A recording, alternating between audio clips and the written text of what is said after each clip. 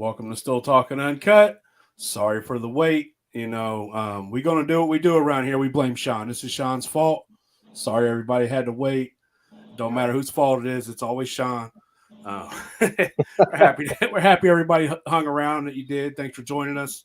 I'm joined by my co-host, Master Distiller Sean Rigsby, and we are honored and grateful to have Moonshiner star, Master Distiller winner, Richard Landry. Welcome to the show. Better late than never. Yes.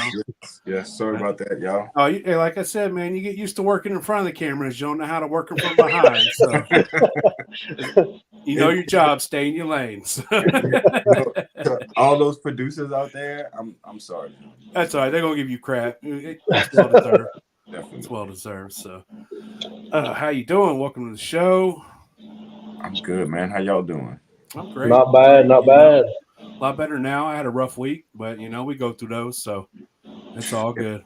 If it ain't rough, it ain't real. That's right.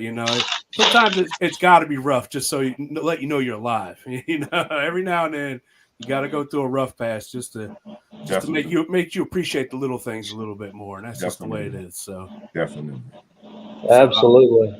We always start our show out. What you drinking on, Sean? Show me them Busch Light apples. Actually, I figured I'd step back on shit this morning and drink the shit that's even worse. No, just regular Busch Light. No, man, just some bourbon. It's nice. It's pretty good for what it is.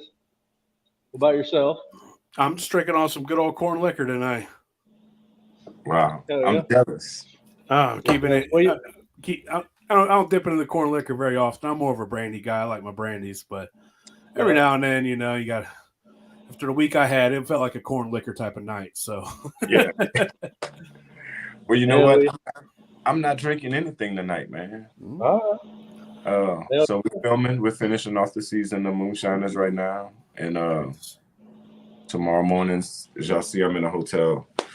Tomorrow morning is an obligation, bright and early. We're gonna be doing the TV. Hell yeah.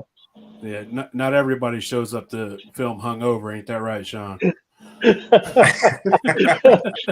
Man, I was fucking freaking blasted, man. I'm not. Yeah, that was rough, man.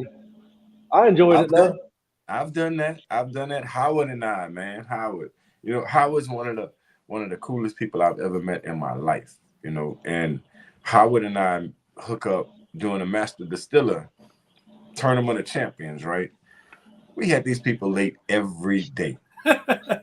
Every day. They were knocking on our doors because we just had fun. But Howard's a real guy. He's just like you and I. If you and I get together and one of us get together, we're gonna be late for work the next morning. Oh, yeah. For sure. Yeah, at least did that like 4 or 5 days straight.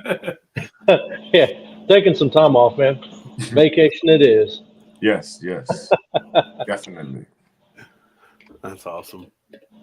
So I like what y'all do with this talking about moonshine because like I just finished having a conversation with a guy in an elevator. Sometimes you gain inspiration and knowledge from people that you wouldn't even think that you would. That's right.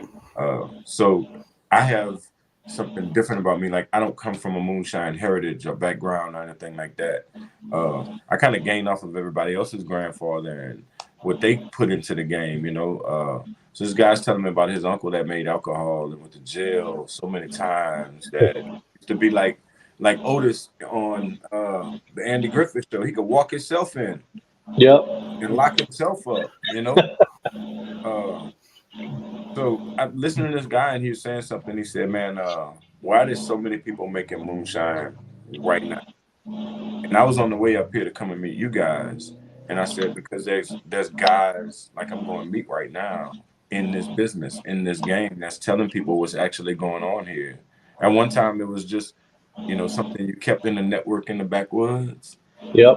But now, it's like everybody's running to talk about this. Everybody's running to try this. I have a little local craft store, brew store right here near me, in Louisiana. And he told me, he said, man, I can't keep moonshine stills. He said, I sell more stills than I sell yeast.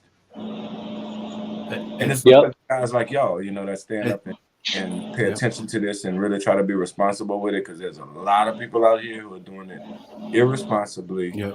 Given, that has given us a bad name for a very long time. So I'm glad that there's gentlemen like y'all in the game that try to perpetuate it and make it look good. The times we're in nowadays, there's so much information, and there's so much bad information that if you respect what you do, then it's your duty to pass on great information, not just good information, but great information. Man, it can be dangerous, and if I gave somebody bad information, I knew they got hurt, it would hurt me inside to know that I'm the cause of that. Yeah, that's so. I was gonna say, there was a lady that told me a long time ago, knowledge not shared is wasted knowledge. It's knowledge wasted. Yep, and it don't matter, in my opinion, if it's liquor, it's anything. A doctor's, when you talk about medicine, so I stay kind of true to a different factor of alcohol, because there's a reason why alcohol has had its stigma all through life, even in prohibition and all that, but it was way before that. So a doctor's number one tenet is to do no harm. Yep. That should be ours also, because I am literally giving somebody something that is going to alter their thought process, that is going to give them the capability to either be strong, forceful, or loving, or whatever. People say I make the loving kind, the fighting kind, the DWI kind. I mean, we are really, that's when you sit back and look at that, that's a serious responsibility that you take within yourself. Do you want to give somebody something? Do you want to sell somebody a jar of alcohol, and then you hear the next morning they crashed into a bus and killed 4 children? Yeah, that's. Are we making alcohol to get people fucked up? Are we making alcohol because we want to make it better? Are we making alcohol because we want to bring some things into it that can actually help people? Like Mike Cockrell on the show made a moonshine with kudzu. I don't even know what that is. Kudzu is an invasive species of vine that long time ago, when it was sent here like a joke. It grows all over mountains and hillsides and everywhere. The more hilly, the more probable it will get. It will grow like crazy. So who knew that this thing had something within it that would make you stop drinking? So you actually could make some kind of tincture with this, or tea, and give this to someone who has alcohol-related issues and actually help them stop. Mike, though that I want to beat him up right now, I probably will beat him up the next time I see him. I'm telling the truth. Are you talking about Mike Cockrell? Yeah, I'm talking about Mike Cockrell. But I gotta give credit where credit is due. Oh no, hey man, I'm right there with you, man. There's some people that build skills ain't worth the fuck. These guys are really good liquor makers. He came up with something that, like kudzu. Kudzu will stop you from drinking alcohol. There are responsibilities that we can have within alcohol that supersedes getting fucked up, yelling and screaming and having a good time. Yeah. There are things that we can do specifically, and it's because of avenues like this that we're able to talk about this, because everybody wants to keep it elusive and keep it in the backwoods. Well, moonshine making is not a backwoods technology anymore. Not anymore. It's right. It's so socially acceptable now, and it's the boom. And we're living in the moonshine boom right now, and for guys that just do it for the love of it, we're at the high point. We're at the high point, and couldn't ask for any more than that. Mm-hmm. And I love the fact that so many of the guys that stand out that have been there. It's a good thing that these guys that do know what they're doing are coming out here and starting to partake. Like I looked at a guy the other day on YouTube, 70 years old. It's my first YouTube video, but when he started talking, when he started saying what his people taught him, and the cleanliness factor, and this is how you make an cleaning solution and all kind of stuff. Like his grandfather knew this when there was no YouTube, when there was no education. This guy went through trial and error to figure out what he could get to now. Now he's got his grandson. His grandson's 70 years old, so this guy's been buried a long time. But 70 years old, and now all of a sudden, out of the blue, someone tells him about a medium where he could get to and start talking about what his grandfather did. So it's that. we are not the only liquor makers in the world that make really good liquor. There's a whole lot of people out there with stories to tell, and we need to hear. If we didn't have things like this, we would not hear these stories. Yeah, we're all about the stories, man. That's exactly my favorite part. I love listening to people talk. There's a few other podcasts out there. One of them is my buddy's Alan Bishop's, which you may have heard of him before. But they're kind of based more so on like the legal side of things. Mm-hmm. As far as we want to hear the stories that we like people like us come up from a master distiller show. Mm-hmm. You know what I mean? It's a concept. You know, we lucky, like we're in a blessed position, bro. You know, meeting you was a blessing. You know, but the platform in the house that brought us together, Moonshiners. I tell people all the time, Master Distiller, like coming into Master Distiller, everybody wants to come there and win. You are not gonna win. I have lost more times on Master Distiller than I won, but it's not about winning on Master Distiller. I'm glad I did, but it wasn't about winning. I mean, even if I'd lost the first time and I wouldn't be on this podcast with you guys right now, even if I'd never been on Moonshiners or anything like that, meeting Tom, meeting meeting the crew, meeting everybody, being able to partake in that, being able to talk to people about what's going on and hear things. Because when I'm at home, nobody talk about moonshine until I said hey. Tell the boss we said hi. Yeah, baby. There's the boss. So it's all good. It is, and that's what makes it good. Thinking about the fact that you have someone in your life that you don't want to feel bad about your decisions. You know, like back in the day, you know, making moonshine would send somebody to jail, and then you would have to leave that beautiful little girl. Like, you know, nowadays, like, you know, my kids are teenagers, they're all about social media, and they love the fact that, you know, dad's big on social media. To them, that means more than anything. You know, they tell their friends this and that. And so it's different now than it used to be. And it's, you know, it's just the times. And it's amazing. So we really like to hear stories. Do you got any moonshine still about Kill Me stories growing up? You had one, you know, we had a guy, he had a blueberry stuck in about killed him. I love moonshine about Kill Me stories. So it tells us what not to do. I did something to teach my little brother something because I thought my little brother, when I first started making moonshine, nobody wanted to participate. Nobody, I mean, my ex-wife didn't want to let me do it. I had a friend, Jeff. He's dead and gone today, man. If it wasn't for Jeff, we wouldn't be here. Jeff said, come on, we're going to do it at my house. Jeff was a total screw up, but he believed in me. So Jeff saw the whole process of making a moonshine still. He understood a lot of things, and he told me one day, I said, man, my little brother does not want to do this at all.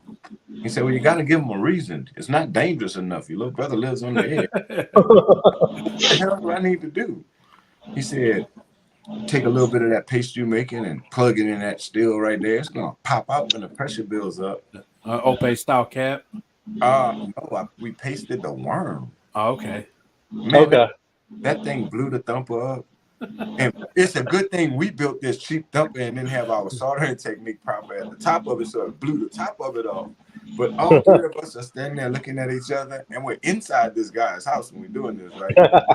And all his Celotex was just like blown. And there's insulation flying everywhere. And he looked at me and he said, I guess I can't say nothing because I told you to do that shit.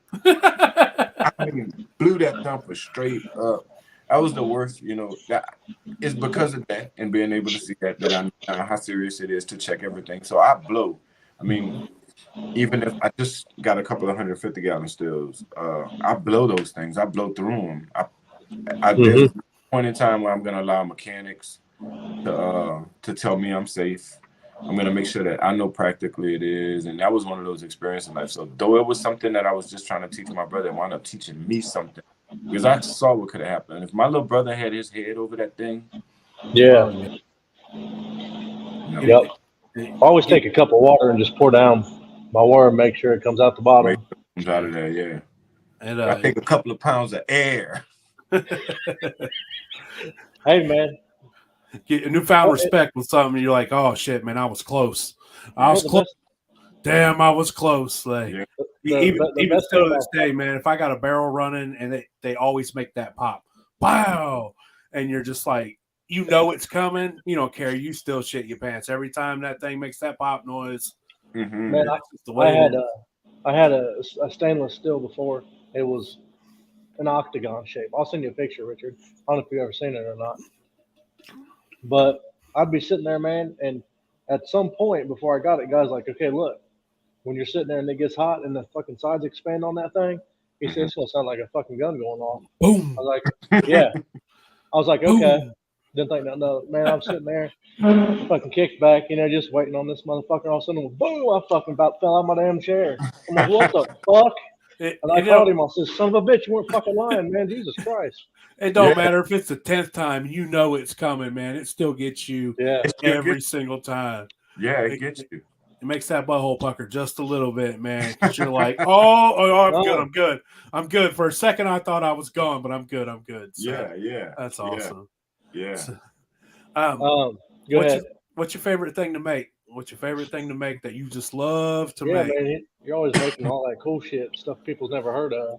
That's what I like. I like the character you bring on the show because you're doing different shit. You remind me, I do all kinds of different stuff. Like us over at Philbilly Moonshine, we do all kinds of different things, and we pride ourselves on finding new things. So I really like that. That's what you're bringing to the show. That diversity of what I can use to make moonshine out of. Yeah, because it's not all corn, Go ahead. I appreciate it. No, it's not all corn, but we got to understand the space and time that corn became popular.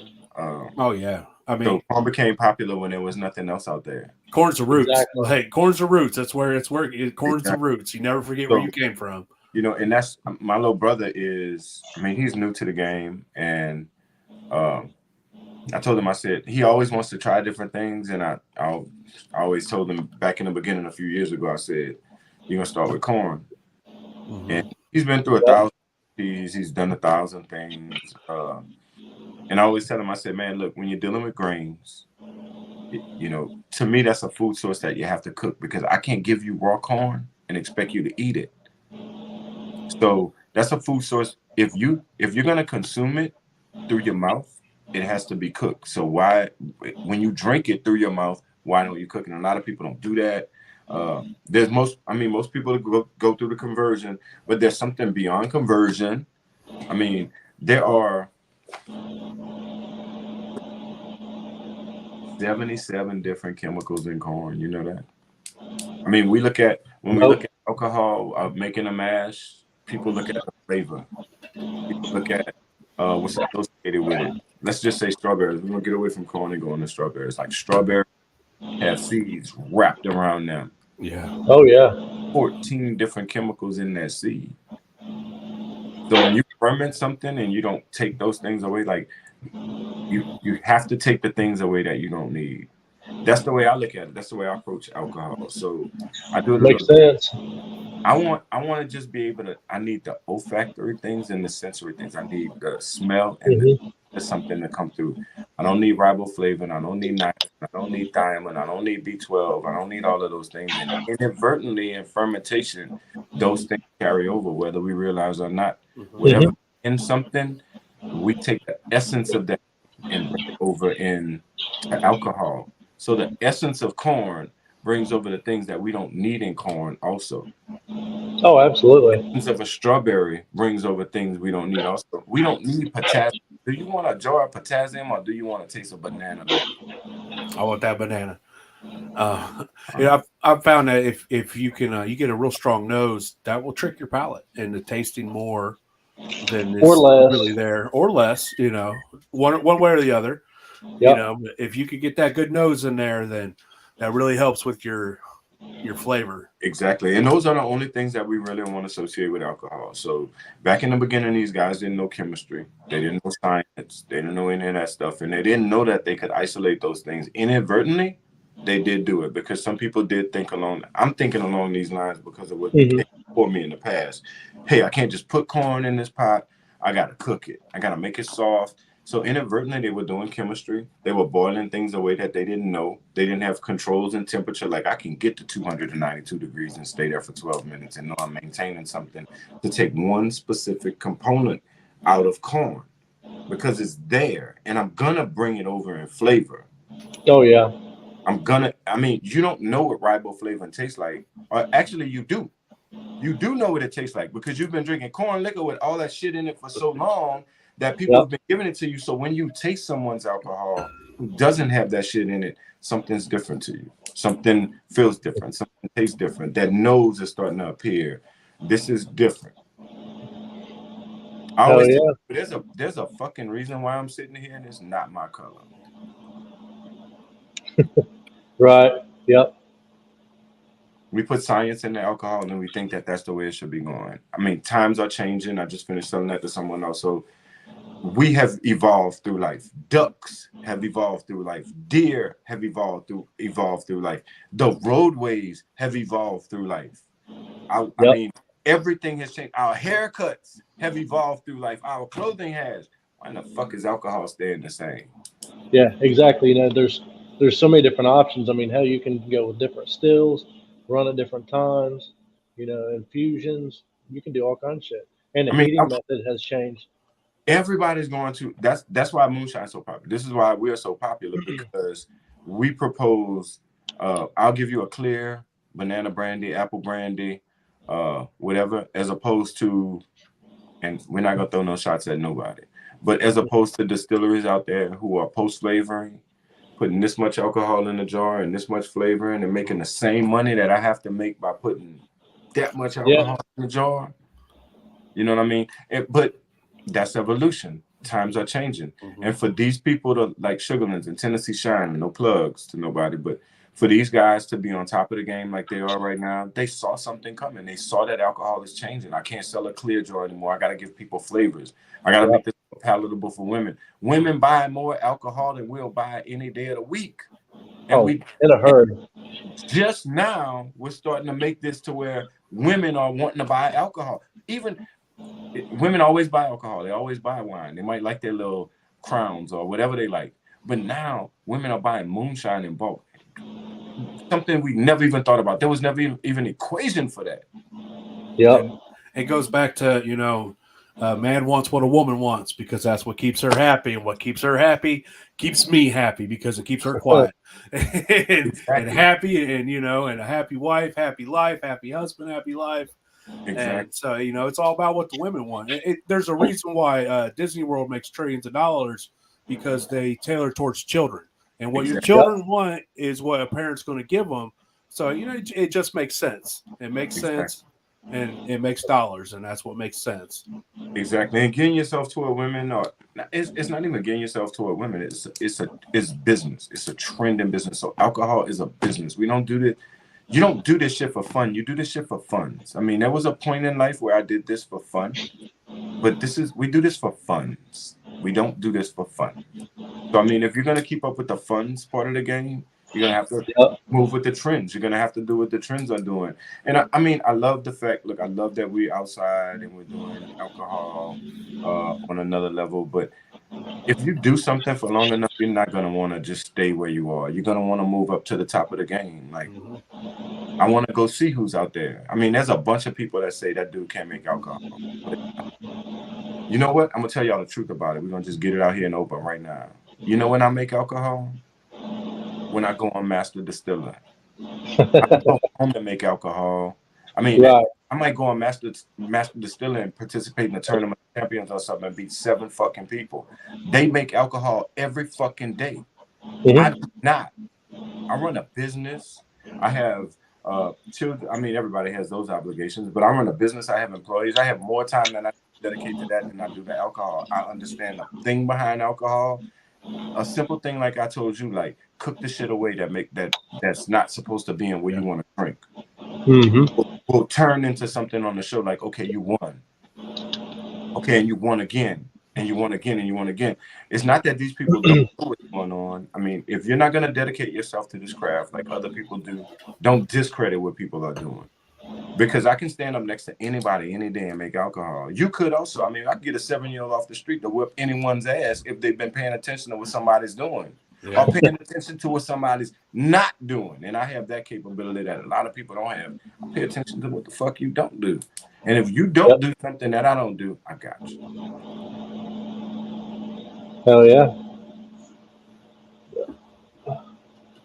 Shit, I was gonna ask something. I can't remember what it was now. That doesn't surprise me. Yeah, well. And y'all So gonna make me get up and go get a beer, man. hey, Get You done on. finished that goddamn cup already. Sean ain't got to work tomorrow. No, I got a government job. I don't work tomorrow. He's got him a house. He's got a house full of in-laws with him at his house right now. So he's gonna go a little hard tonight. That's what I said. Oh, hey. Yes, you need that. You know, ain't nothing like in-laws. We'll leave it at that. Hey, you know, in-laws are kind of cool. Like, okay, I was in a serious relationship. I thought it was serious, but some bullshit, right? And she has a brother who's like, I know all these moonshiners, and I know all these moonshiners, and I'm thinking he's about to take me to the hood, right? So he's talking about these moonshiners. So we get to the sticks, like 3 hours away from Atlanta. Dude, he takes me to meet these guys, and these guys have they got some water that's been coming out of the ground forever. They've been making alcohol in so many different forms and so many different fashions. Like they have a process for strawberry brandy that involves a pecan, a soft shell pecan. It's just a process that they've been through. I mean, time teaches you things. Yep. Like being around some of these guys teaches you things. I don't even know how I got on this guy. This guy tripped me out, man. He put pecans and strawberries together. It was the best tasting shit. He would whip everybody's ass on Master that ever walked in front of him. Ever. Hell yeah. Can't read, can't write, never could. But he has an Yep. alcohol process that is tried and true, proven. I've never tasted anybody better, and I've tasted a lot of people's stuff. Oh yeah. You know, and it's funny, man. It's really a science, and I don't know if it's the right thing to do or the wrong thing, but like when people always ask me shit, you know, how to do things, I'm like, man, it's not a science. Just, I mean, it is a science, but like, I don't know. I just keep things simple. You know, that's how. Well, when I was learning, I was all about keeping things simple. That way, if I changed something and I didn't like the result, I know what fucked it up. Mm-hmm. You know what I mean? Mm-hmm. You know, Yeah. Moonshiners don't do that. I mean, I run into a lot of guys. That's their number. I run into these guys. The number one problem is if you do something, did you write it down? If you run into a problem, do you know what the problem was?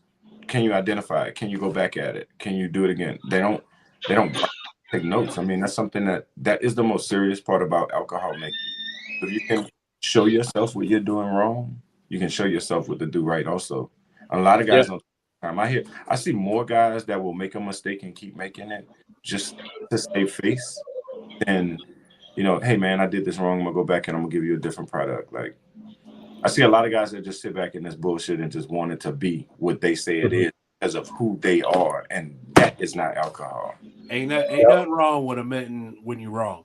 Like, admitting when you there ain't nothing wrong with admitting when you're wrong. That's, you know, admitting when you don't know everything. Yeah.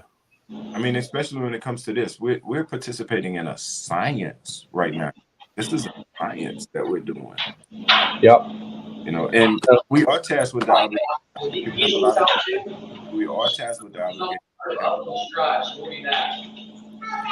that they know, because I mean, we really can do harm. We can do a lot of harm. I know my voice carries a lot of weight. Thank God. I refuse to not give someone the proper information that they need to be successful, because I would feel like if something happened, then that was on my shoulders. I mean, I'm going into legal alcohol production right now. And that's something I'm working on. I know you guys focus on being out there in the woods, but you know, I wonder if some of these old timers way back in the day would have stepped into my shoes and got out of theirs, you know, if they had the chance to do so. Yeah, it's. I'm sure you're probably right. They probably would. Yeah. So are you? What are you? Are you going legal? Yeah, I'm gonna do that. Good. Are you? You're from Louisiana? I'm from Louisiana. That's what. All right. Are you opening a distillery in Louisiana? Is that where you open a distillery at?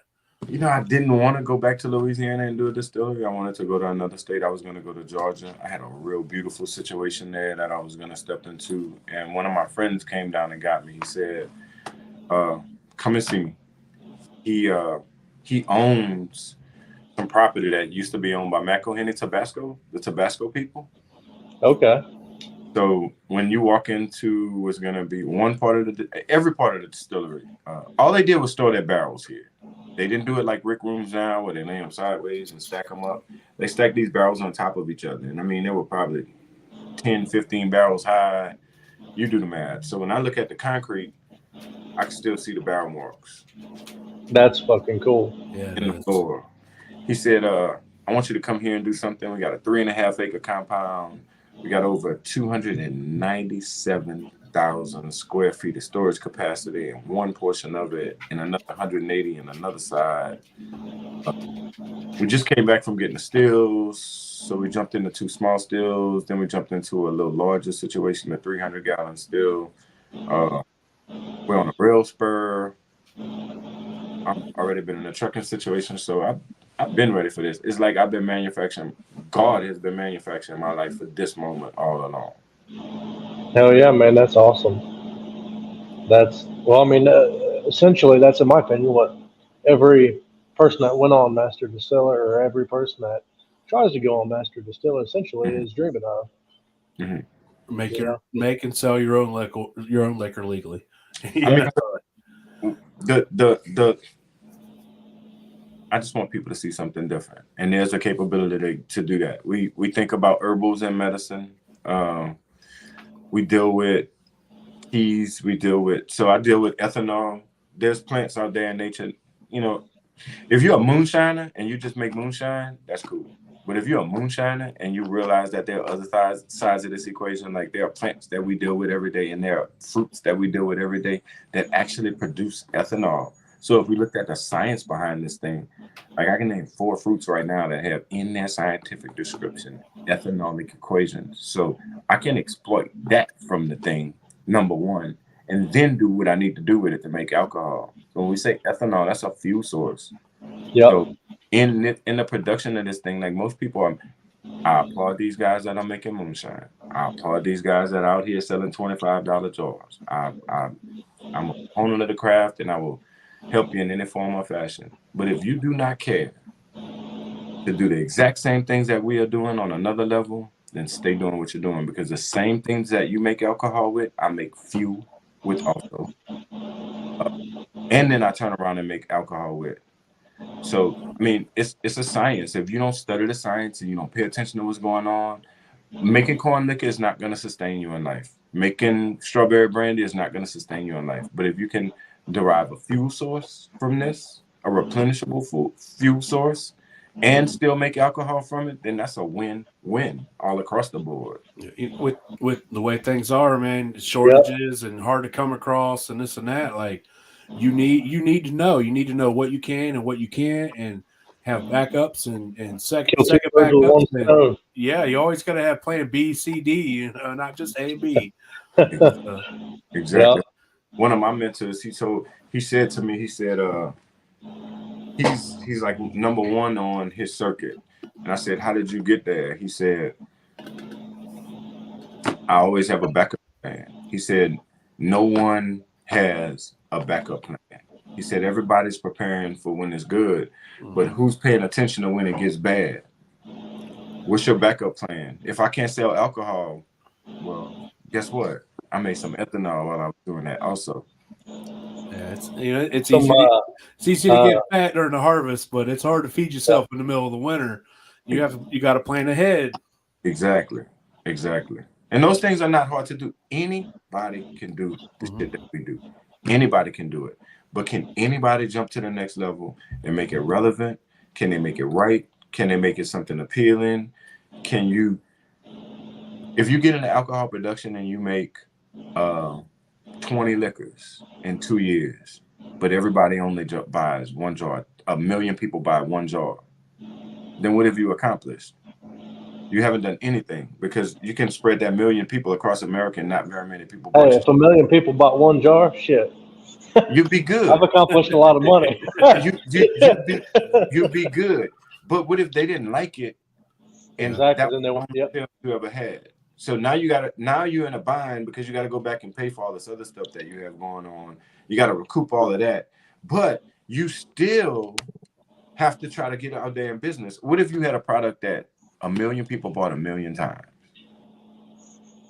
What if your grandchildren will be sitting back one day like, I don't know how Sean did this shit, but he did it. I'm glad he did. And that's the thing people are looking at. Like, I didn't jump into alcohol. I didn't jump into trucking to give trucking, my whatever in life. I did it for something for later on in life for my children and my children's children to have something significant. And the same thing with alcohol. I didn't jump into alcohol because I wanted to make a good fucking jar of liquor. I could buy a jar of liquor real good from Sean Rigsby if I wanted to. Yeah. We came up here to do it different. Right. Yep. It's your friend, it was decent 3 times in my life, and that's all that matters. That's all it takes. Hey, same thing with the old lady, huh? It'd been a while, man. The show was going too great. I had to throw a wrench in it, man. It's just we get off the rails a little bit sometimes. So let's do it. That's just where it's at. You can definitely tell, we love each other around here. It ain't nothing but love and camaraderie. So that's what it's all about. So definitely. Well, you make all this different kinds of stuff. The next question is, what type of yeast do you use? What's your favorite type of yeast? Do you differentiate between? Yep. Do you propagate? Let's. I want to hear you talk about a little bit of some yeast up in here. So when I first started dealing with yeast, I was trying to buy the best yeast I could buy. So I started propagating yeast. I learned that process and had aquariums in my house and all kind of stuff. My ex-wife thought I was crazy. Like, what the hell are you doing? She walked in one day. She said, "You gonna make that mess up in here? I'm gonna call the police." She didn't know. But then I got into this situation and I started being around, real moonshiners. And I say real moonshiners, these guys. And they started introducing me to like simple yeast. I call it simple yeast, but it's actually not bread yeast. And I wonder why people love bread yeast so much. Why they're using that. It's been going on for so long. And so if I make a strawberry brandy with a lavender, and then I jump to a Red Star, and then I just use the simple bread yeast, more people are going to like this bread yeast than are going to like that lavender for sure. Because it's more complex. It's taking some more out of it. It's more appreciable in the wine world than it is in the moonshine world. And there's a reason why people love bread yeast.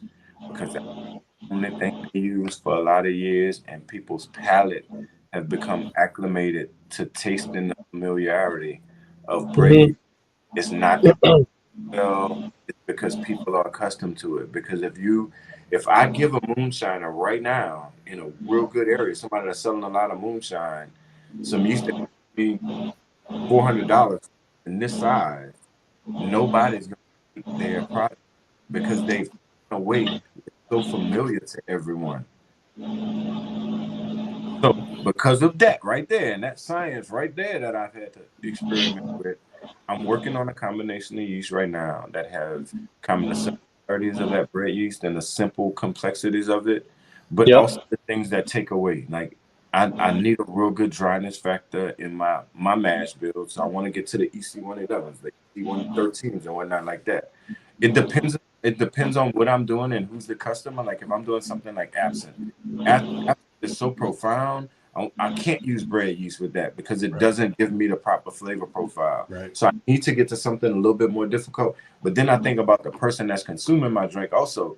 So the person that's drinking absinthe ain't drinking. Yeah, that's right. You know what I mean? It's who I'm entertaining and what I'm entertaining. So I mean, yeast are complex, man. It seems like a simple thing, but I thought it was the simplest thing in the world when I first jumped in this. Or I could just order a little packet of this stuff and it'll work.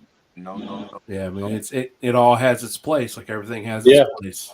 And I mean, your customers are. I mean, that's the thing. I mean, where I'm from in Louisiana, there's not a whole lot of moonshine stuff going on, so people aren't just every day buying moonshine and moving around like that. Here, where I am right now, I'm in Asheville, North Carolina, right now. I cannot go somewhere and bring somebody 50 gallons of corn liquor that have been flavored by Lavin or any one of the ECs, EC 116, 18, 12, all the way up to 24. I can't do that because they're going to be like, that shit ain't good. And it's not that the liquor is good. It's just that there's something different about the way that this corn structure broke down and is presented to them now as compared to with bread yeast, just something that I could walk into a store and grab off of the shelf, a dollar store, wherever. I can't do that with those yeast. That's why yeast is so important. But your customer is important also. You got to realize where your customer is, which customers are tasting, what's the product behind it. Because your product, like corn liquor, the guy that, like I said, the guy that's buying absinthe ain't buying corn liquor. Yeah. Regional palates. You know, every region has a different palate. Yeah, that's like apple pie. You know, some people like that cinnamon bite. We love cinnamon in this area. We're all about apples up here in Ohio, and cinnamons and apple pie and apple cider. And so if somebody from Texas hands me a jar of apple pie, I'm instantly like, this is good. It needs a hell of a lot more cinnamon. And then I hand them a jar, and they're like, man, this has way too much cinnamon in it.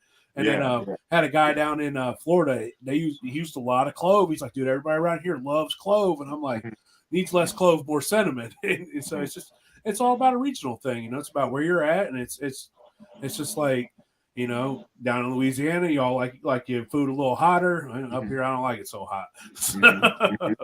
I mean, that's the wonderful thing about alcohol, because and that's why a lot of these guys get into the alcohol game and they don't change their product, because I mean, like when you get in the legal side of things, labels cost money.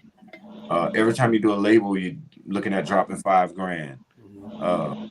So you don't want to get into something that's not really going to sell. It's just going to be an experiment. So a lot of these guys do stay stagnant. Like there's a reason why Jack Daniel's been Jack Daniel's for the latest years, because they didn't change.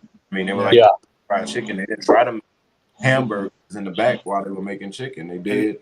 And then you see here now with the flavor craze, they're starting to come out with green apple and things like that, because they're seeing they like you said, they've been stagnant so long with the same thing. And now they're seeing the moonshine craze with all the flavors, and so now they're dipping into that too. You know, I'm starting to see a lot of women like, man, everybody knows. The first time I met Amanda. Oh, okay. Amanda, Brian. Yeah. Dude, like this woman totally fucked my head up. Her boyfriend walked out there and said, I got to meet you. You know Jay, right? Yeah, I know Jay. So he walks out there and said, man, girl, and I got to show you this. I got to show you this. And I'm like, I'm not walking in that fucking room, dude. Like, I don't know what the fuck's going on. I'm not walking there. He's like, dude, please. And Amanda's sleeping. She's in the bed sleeping. She's been up for 2 days. She's about to go on Master Distiller for the first time. And I walked into a fucking laboratory. Best Western, Sevierville, Tennessee, right there off of the main drag. Yep. I walked in there. Amanda had a laboratory. I mean, figures and equations. She had stuff hung on the wall, and she had muddy looking water, but it was alcohol that she was filtering out, turning white shit into tears all the street. Amanda was one of those people that understood. Jenny will be back soon. There's so much more to this thing. She's coming back. Presented itself to be, we presented. It's not Apple brand. These people with the cloves in Florida. Amanda's one of those people that can make a perfect balance of living. What? Hold on, guys. I'll be right back. Just continue. It's cool. All good. Me and Big Easy gonna be Big Easy. I know how it is. The boss calls. Sean's got to run. So that's how it is. That's awesome. So I believe you was the first one to go from master distiller to the main show. Yep. On a full-time role. And so what was that experience like when you go on what episode was you on the Yeah, I thought it was the episode. Mm-hmm. So what was that experience like when you you competed, you won, and then all of a sudden, on your way home or whatever, and they call you like, hey man, we want you to come back, and he's gone.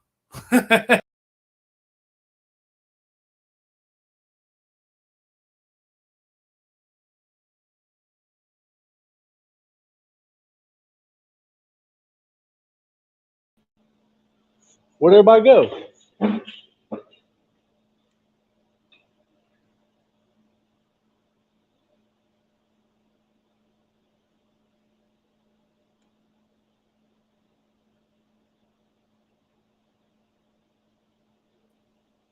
I don't know what happened.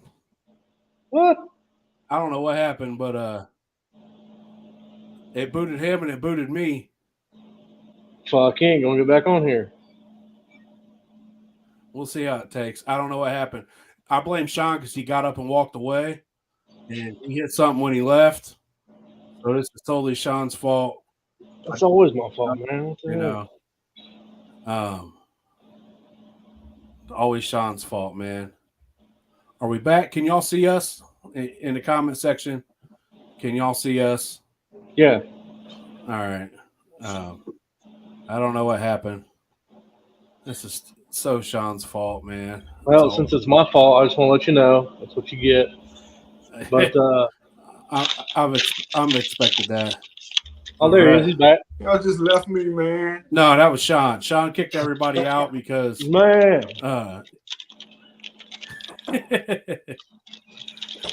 Sean kicked everybody out. Boy. Yeah, there we What's go. that? Man, Hey, you come around. You need to upgrade to a Busch Light, man. Nah, man. A Busch Latte? What you got? You got a Modelo over there? Was that what that was? Modelo. Yeah, I would much rather take a Modelo over a Busch Light. A Busch Latte, man. It's not light. It's Man, latte. Richard, were you with us when we went to Chop? No, you were leaving. So we went to Chop House, like our third day there. We all go in, sitting down. They're like, hey, what can I get y'all to drink? They're going around the table. You get the men. I was like, y'all got any Busch Light? Man, everybody fucking looked at me and lost their mind.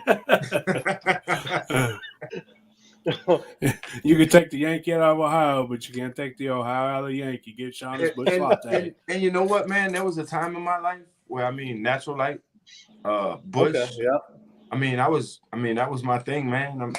I was doing it. I love Modelo now, because I like what Modelo does.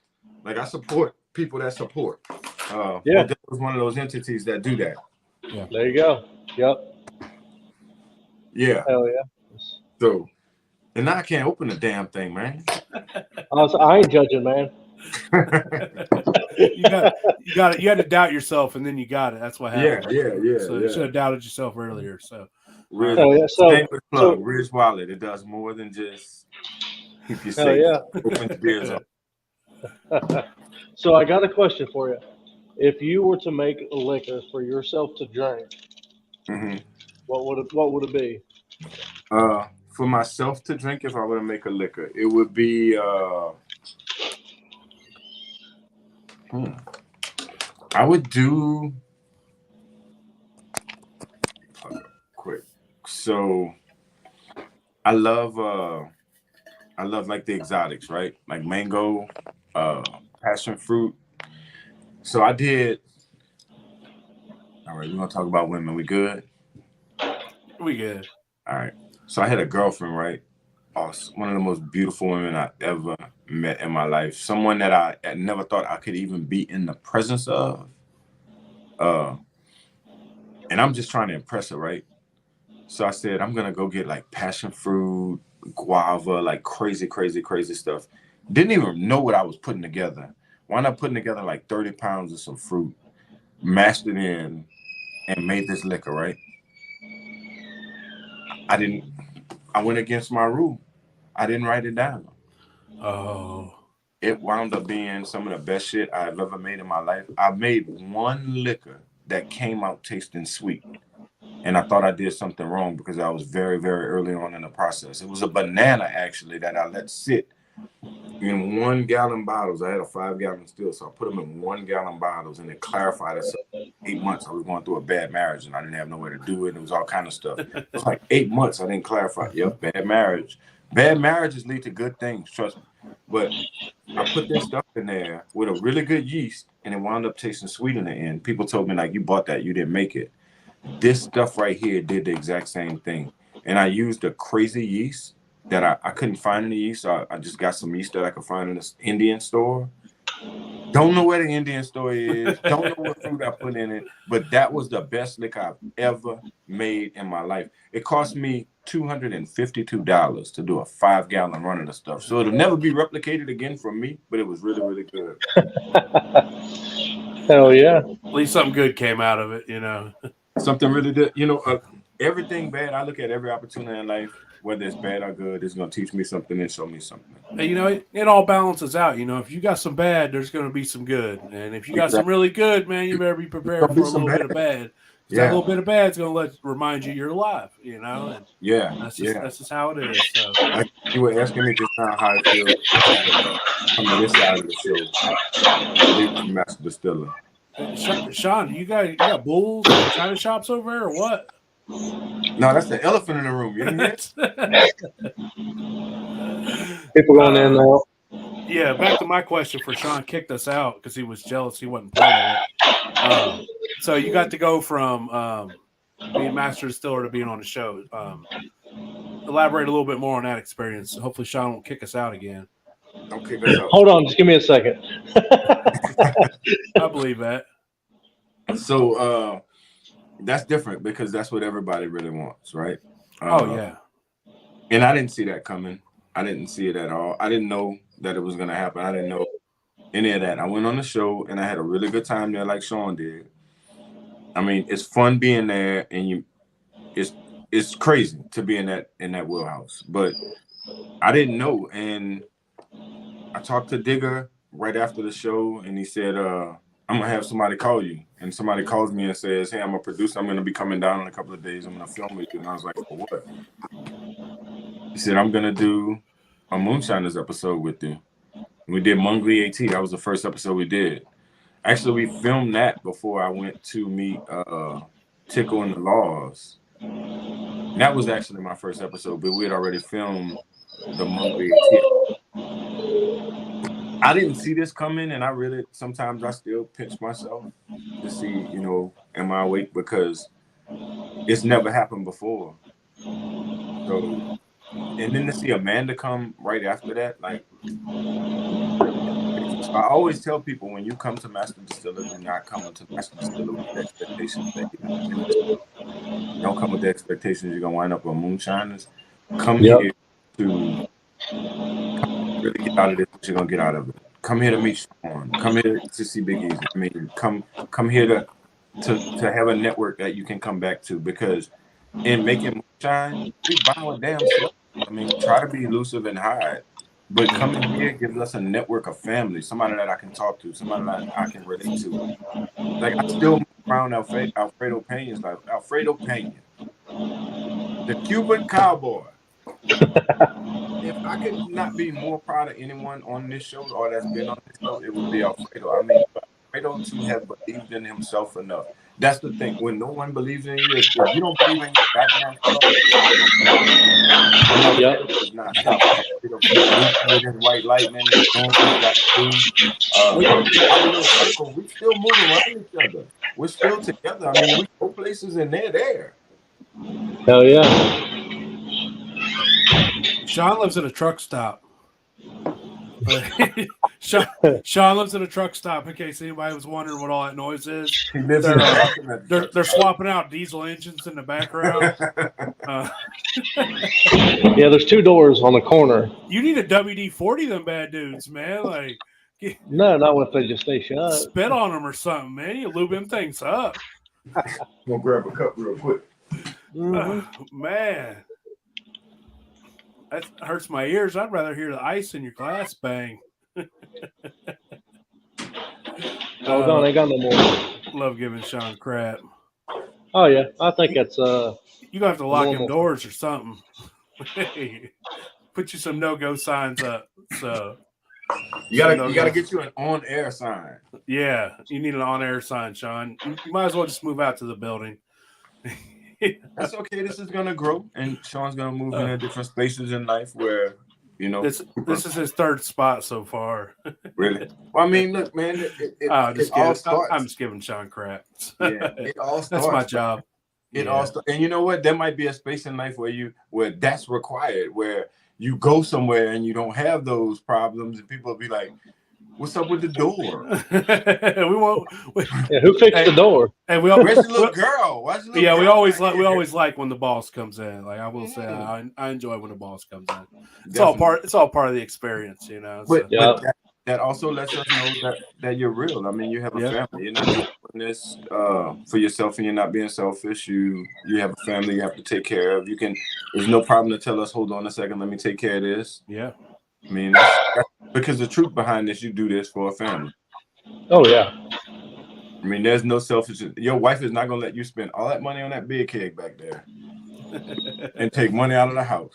Hell, I ain't even use that thing. Or the thing next to it, that's just shit I got and plan on selling. Well, you're in a good place to do it. You still spend money on it, you know. It wasn't free. Yeah, but I'll make a little more money than I spent on it. So. You know, that's one reason why we decided to go uncut. I think it brings a different level to it. You know, it brings a little more personal to it.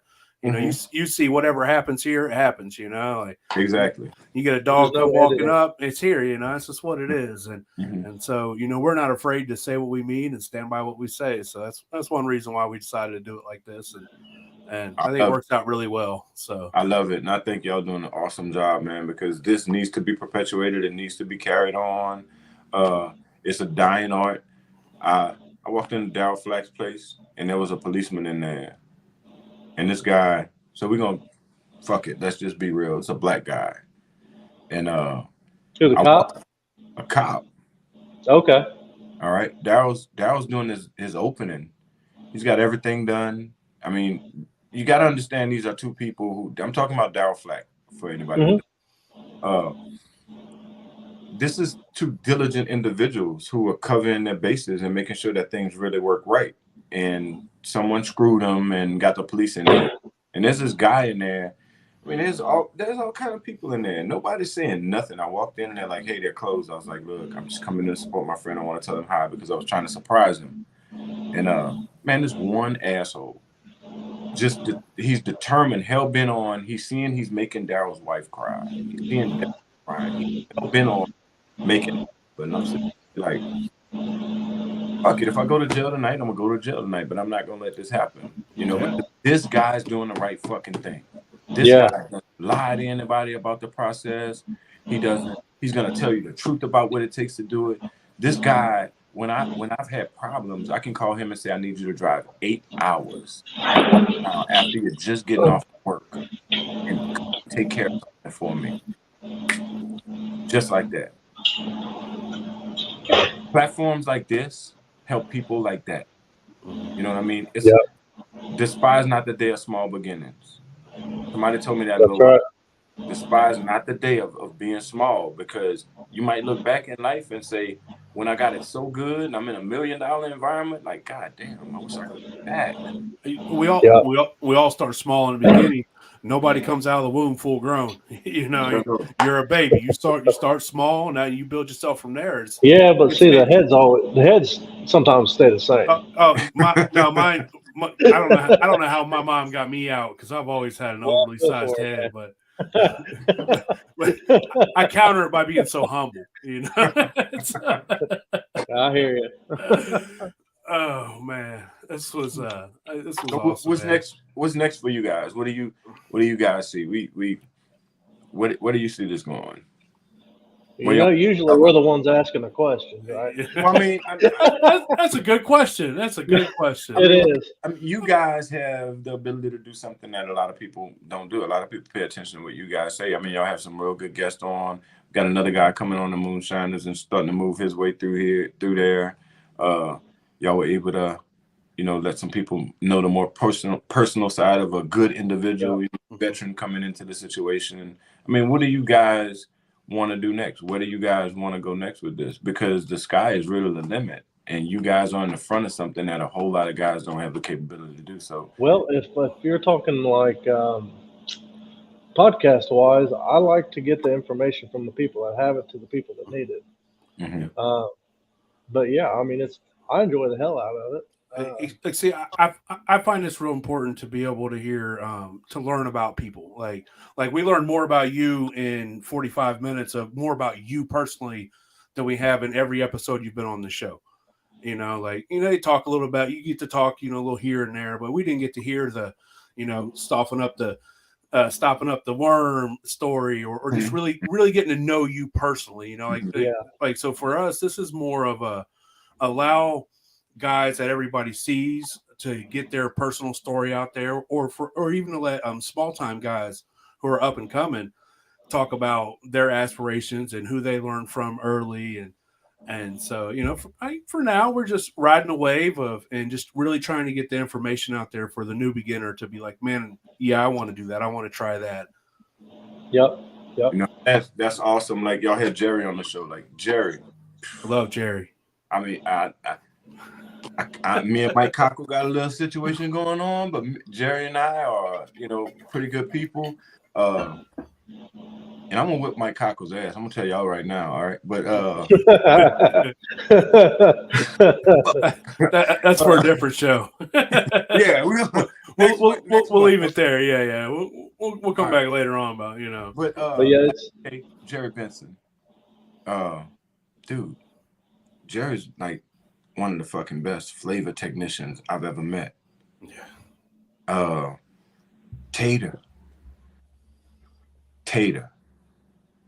Tater's, I mean, this guy can walk into a legal licensed distillery right now and make Sugarlands, Tennessee shine, and all these guys just shit their fucking pants tomorrow.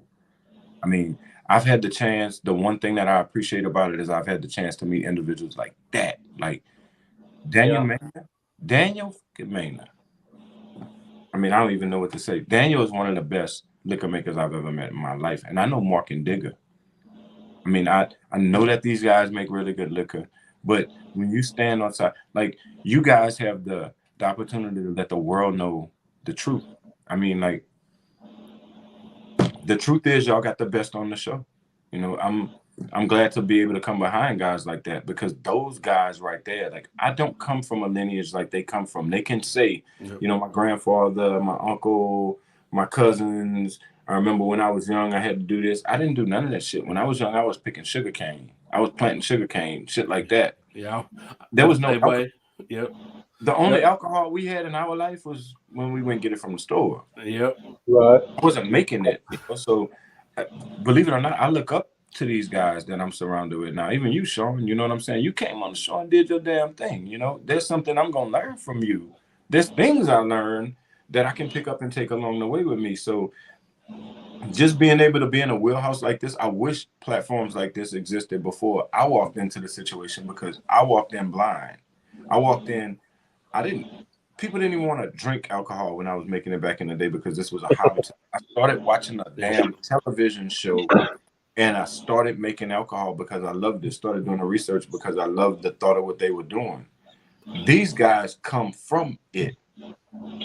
They actually know what the hell they're doing. I mean, I pay a lot of attention to that, and I'm just privileged to have been around those individuals. Amanda, I mean, Tater, Daniel, everybody. Howard. I mean, Howard in his own right. Howard's not a liquor maker. Howard's been around people that makes liquor, but when you put Howard in front of a mash bill and a still, you got some problems on your hand, because he's been around some people that really know how to make alcohol, and he wasn't sitting there just looking at them. He was paying attention to what they were doing.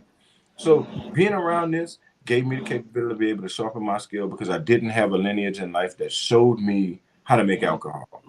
They knew how to drink it, goddammit.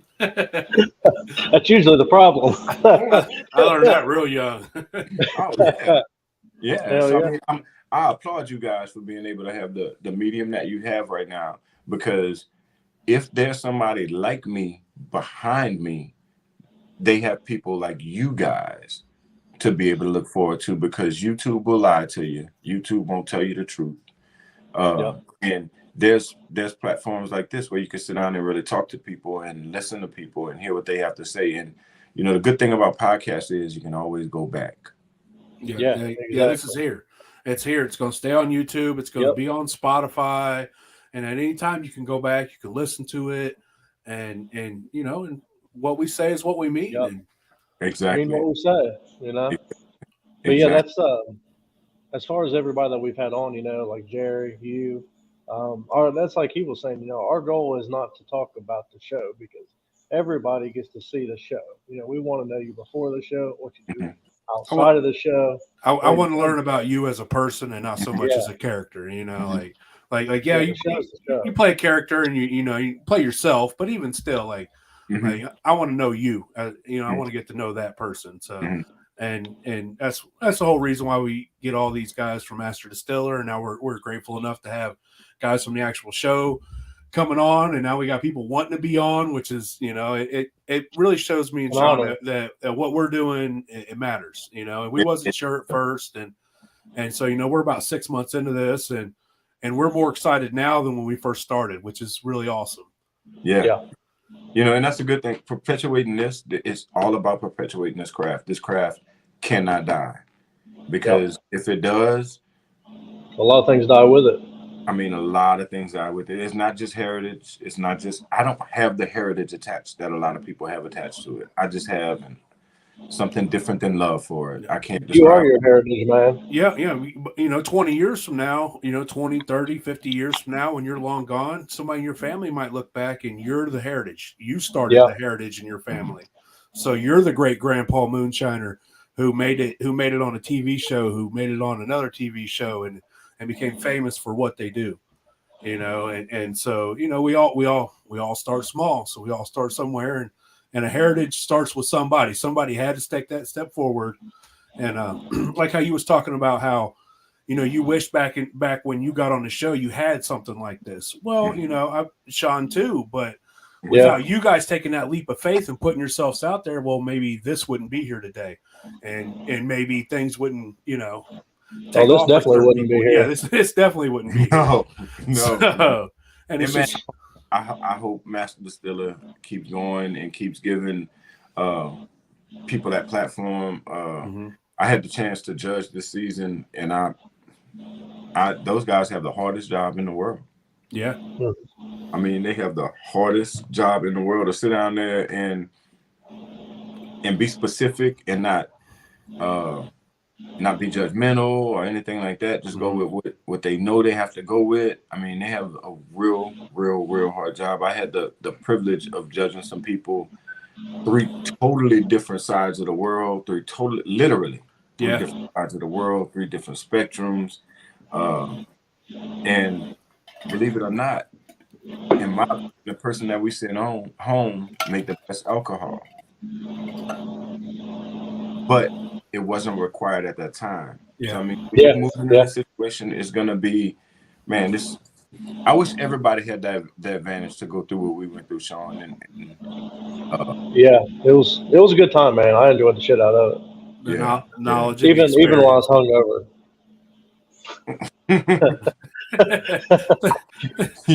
Once I hit the head of the dog, I was good. Be the last. Yeah, I mean, you won't definitely ain't the last. No, man. Oh, hell no. Yeah, that was. But so I gotta ask, man. You know, elephant in the room. Mm-hmm. Yeah, hey, the doors are shut, the dogs are not in. Yeah, but so of course we seen last week's episode. What happens when people know kind of what causes that? Yeah. What happens when you don't take the cap off of still when you shut it off?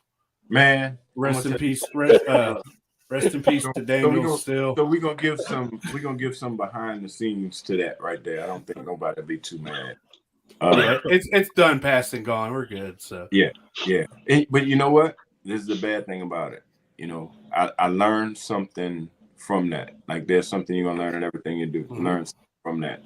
When all this was going down, we're really filming, we're really running. I mean, most people say, ain't running liquor. No, we were running liquor. We're really filming, it's really running. We got a camera crew out here. It's starting to rain. A whole bunch of shit just started happening. And the perfect storm. hastily. And when I looked at the television show, I told Daniel, I said, Daniel, I don't remember cutting the still off, because Daniel is, let me tell you something, this still is so well built. Daniel built this. Yeah. This still was so well built that I did not have to paste it. Nice. I mean, no shit. Did you set a rock on top of it or something on the cat? put a center block on top of it, and that was enough right there. But I did paste it for Pete's sake. I don't know who Pete is, but I always do shit for Pete. Me too, man. Pete's a bastard. Always got you doing extra shit. If I wouldn't have did Pete, it might have not happened. It might have leaked a little bit. But the steel really did implode. I really did get the chance to see what it's like. I bet that scared the fucking ass out of you, didn't it? Did you need new pants afterwards? I needed new pants. What scared the hell out of me more than anything was that I was disappointing a good dude, Daniel Mann. Yep. You know what I mean? And I didn't want that to happen above all. Television is television, and they might think it's a really good thing to let some shit like that happen. That hurts you inside, you know. Like you got to disappoint somebody you respect. It's like when you mess up as a kid, you got to tell your dad something that he told you not to do, and you just you don't want to disappoint somebody that you respect and look up to. Yeah. Well, I haven't seen. I might have seen Daniel a couple of times since then, but I just got into this area, and he and I were having a conversation after the episode aired, and I said, you know what? I'm not texting no more. I'm coming to talk to you. It's something that happened, but and that's I'm glad that I won't say that I'm glad that it happened because it didn't happen to me. It happened to Daniel. It happened for us. So we're able to actually let people know like this is what's gonna happen if you don't do that. Oh yeah. There are precautions to make sure that this steel is safe. As soon as you shut it off, you should be taking it apart. So they have invented something, and I'm pretty sure you will see later on. A necessary precaution in a moonshine steel. It's called the Landry valve. The Landry valve. Yeah, we've heard all about the Landry valve. I mean, when Sean said he was thinking about getting a new big still, I asked him, it's like, so you getting Landry valve on it? So, hey, I think everybody should have a Landry valve. There should be automatic Landry valve in place. And you know what? Since then, I have been working with an engineer to do something mechanical, to do something that's not plastic. Working out of copper is a real hard situation, I found out. So we're going to do something with brass. But we're going to put a fail-safe in place. We're going to start a fail-safe in place, not nothing that we intend to profit on or anything like that, but to make sure that this doesn't happen again. And what a better way to take something drastic that happened for the negative and turn it into a great positive, Definitely. Man, everybody fucks up. You know what I mean? Exactly. I've been making moonshine for a long time. I mean, it's 12 years, 13 years into this process right now. And I've never had that happen to me before. I'm not going to use the rain. I'm not going to use the rush. I'm not going to use so many people around. I'm not going to use that. I fucked up. Shit happens, man. Like exactly. I'm going to fuck up something before I wind up in bed tonight. It's how it goes, Like I'm fucking up something before I go to bed. I don't know what it is, but it's going to happen, Like it's probably a valve and it's not a Landry valve. Exactly. You know what? When things do happen, especially when you're with a good friend like that. I mean, this guy gave me $3,000-$4,000. He could have sold that still for $10,000. I mean, when somebody entrusts you with something like that, just be real and don't run away from the situation. Let them know what goes on, because especially with somebody like Daniel. I mean, Daniel's an individual you could talk to about anything. I had a situation where I actually lost a wallet, and while I was filming, and I don't know what the hell I was gonna do to get back home. And Daniel was like, "Shit, you ain't got nothing to worry about, boy." Mm-hmm. Shit, I call every gas station between here and there, make sure your tank's full every step of the way. But here, take this money right now. You ain't got to worry about that. I mean, hell of a guy, awesome. Yeah, wonderful family man. Awesome dude. So the most disappointing thing about the whole thing was that it happened to Daniel Mann. If it was Mike Cocker, I'd be like, yeah, I blew that motherfucker still up. Or if it was your own, you can accept. I'm missing something I can't wait to see. Oh yeah. So you're plugging us. We gotta tune in next week. We gotta tune in, right? That's what you're saying. Yes, definitely tune in. Gotta tune in. I mean, if you've been watching the show, you can see where it's going. Yeah, oh yeah. I'm religious. I watch it. I stream it on TikTok. From the sound of it, he probably blew up the right still this time.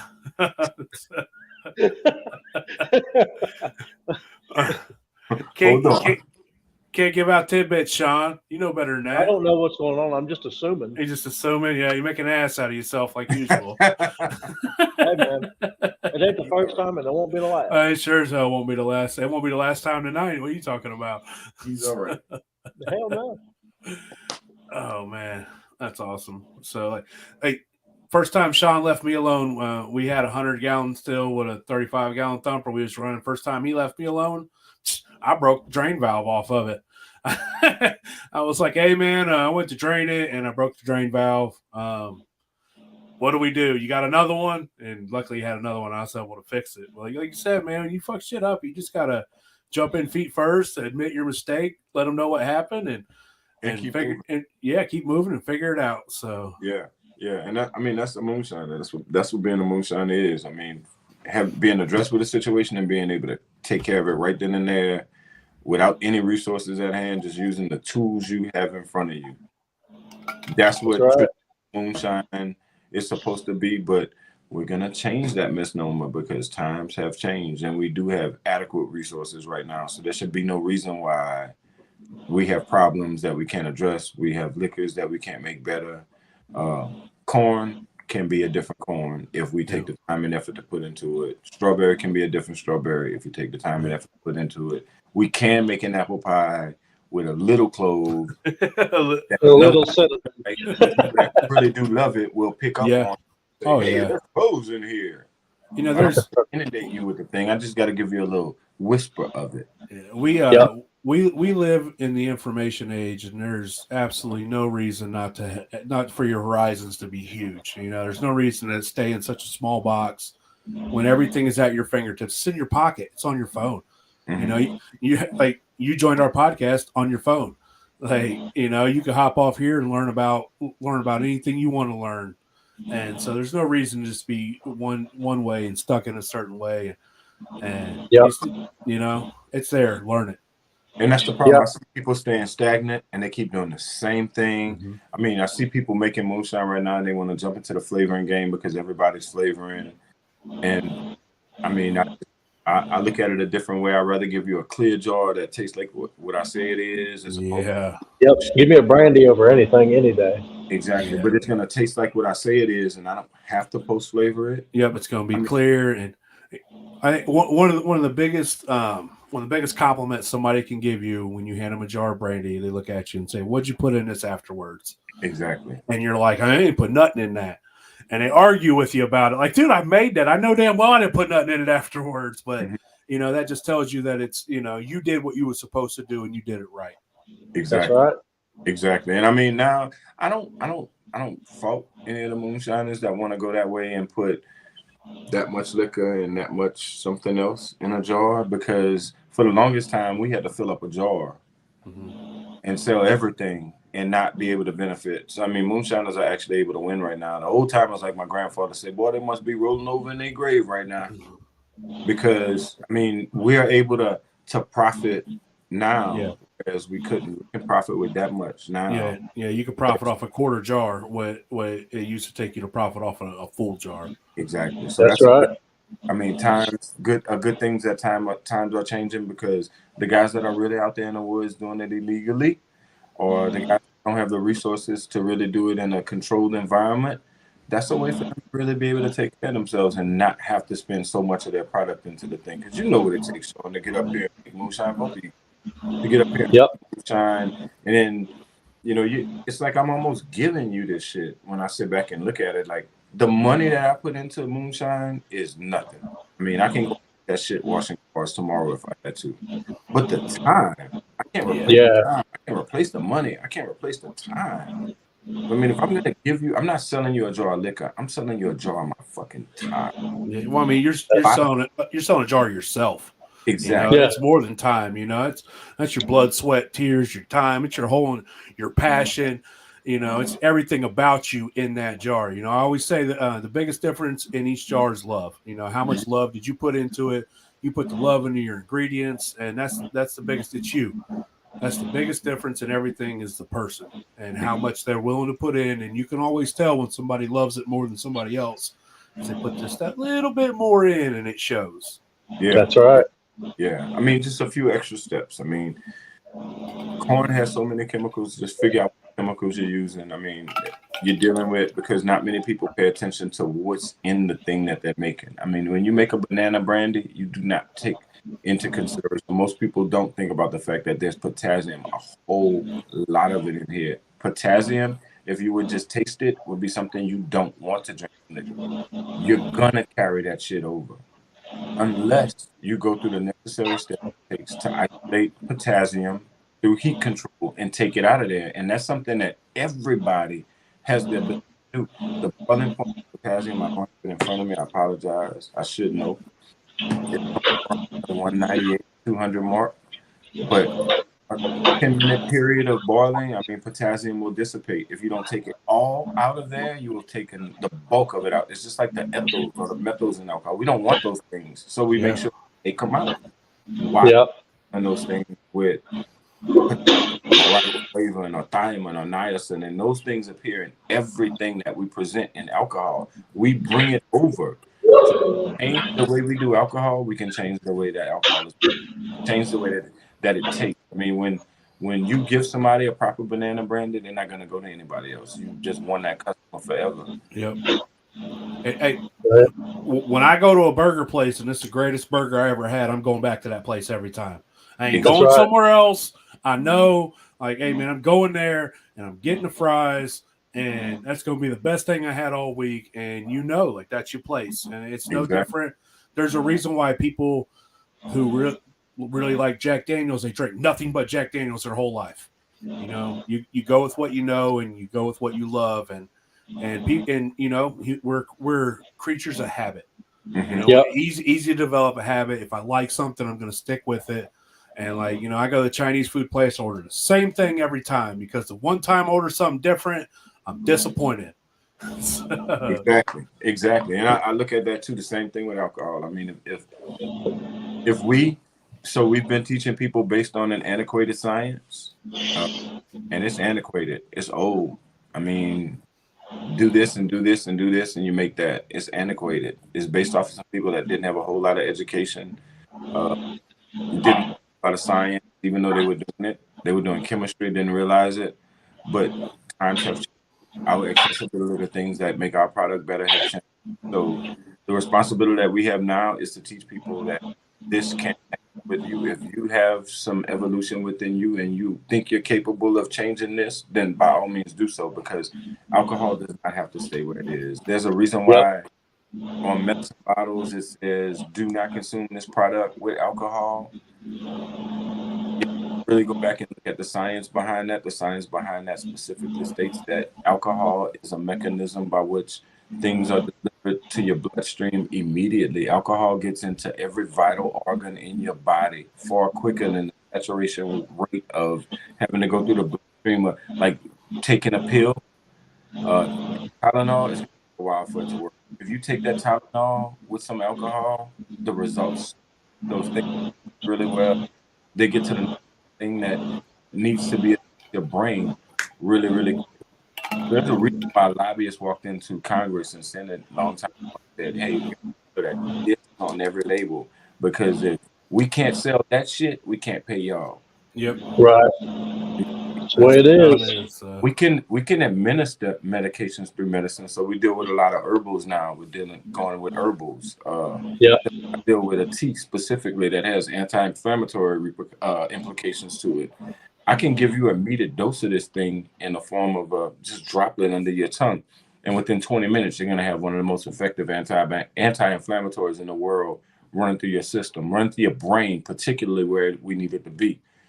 I mean, there's so much that we can do with alcohol that we are just not doing. Yeah, well, I mean, you know, you'll see it. Like you saw how fast we went from the Wright Flyer to landing on the moon. We go. You know, so you saw how quick we went from that. You know, it's just once enough people are interested in it and they realize that, then things like that take off. But that's so interesting that you said that. I love aviation. I fly. You know, I'm from Dayton, Ohio. Okay. If you love aviation, I'm from Dayton, Ohio. You ever come up here, I'll take you to the Air Force, the the largest Air Force museum in the country at Wright-Patterson Air Force Base. I don't recommend you. It's cold as shit here. But, yeah, we do that in the summertime. Yeah, I'm cool with that. So I use the Wright brothers analogy all the time. Like I was on the CJ today, a jet. So, and I'm sitting, my little brother doesn't know what I'm thinking, but I'm sitting back thinking like, these guys started with some wood and some silk. Yeah. Probably argued about move your arm. They did.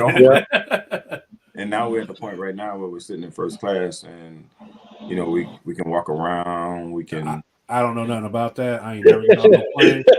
I don't know nothing about that. If I can't drive there, I ain't going. So, you know, I knew that was coming. I'll take your word for it. I used to feel that way too, man. But it's just so different.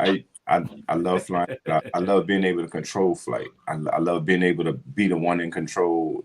I always say that. You ever heard somebody say, you know, take your time. Rome wasn't built in a day. Yep. You know why Rome wasn't built in a day? Because I wasn't. All them goddamn slaves they had, we could have got it done. Hell yeah. Yeah. So I mean, the Wright brothers approached that also. Jack Daniels approached that also. Jack Daniels has a very interesting story behind them that perpetuated them through life. It wasn't that just Jack Daniels had a real nice recipe. There was a story of love that came behind them that set them off. That made that work. Bacardi, similar. It wasn't just that Bacardi had an interesting product. There was a story that came from behind them that really propelled them to where they are. The Beam, same thing. The guys that been in it.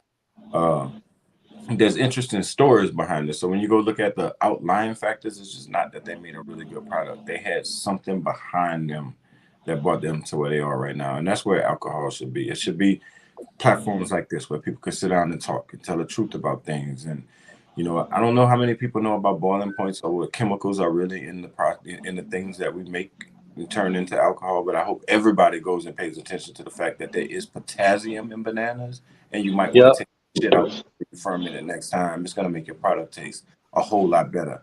I can do that now, whereas I would have had to put some information out there and pray somebody believed in it and understood what I'm talking about. And it's a good thing that alcohol is changing into this. It's not just changing into some shit that we do in the backwoods. It's changing into this. Yep. Absolutely. Well, I think we're coming to the end. We've got people on here long enough. I don't want it to end, man.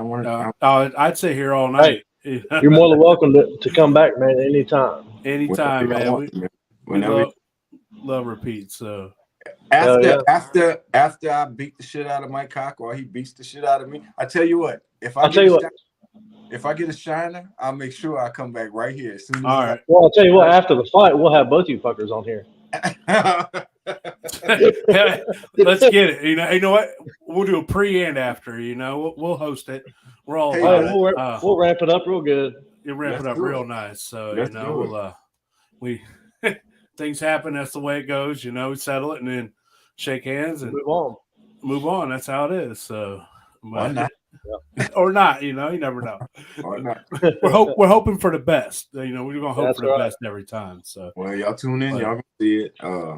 We're still working on it. It's not over with yet. But nice. You know, I'll be watching. You know, and if you know, if you ever want to judge my liquor on Master Distiller, give me a call. That's something else I want to say before we get out of here. Man, I wish everybody would take the courage that Sean and I took. And if you make alcohol and you think you can do something different, please go see these people. Yeah, apply. They have those open castings, you know, like get in touch with Just Pena. Have faith in yourself and apply. You never know. Pena, McGilla Entertainment, get in touch with them. Let them know that you have an interest in doing that. I mean, they're always looking for people to come on. You never know what you're going to do when you get in that platform, but the people that you're going to meet when you're around there, it's not just meeting Mark and Digger and Tim. Tickle's going to be around. It's not just meeting.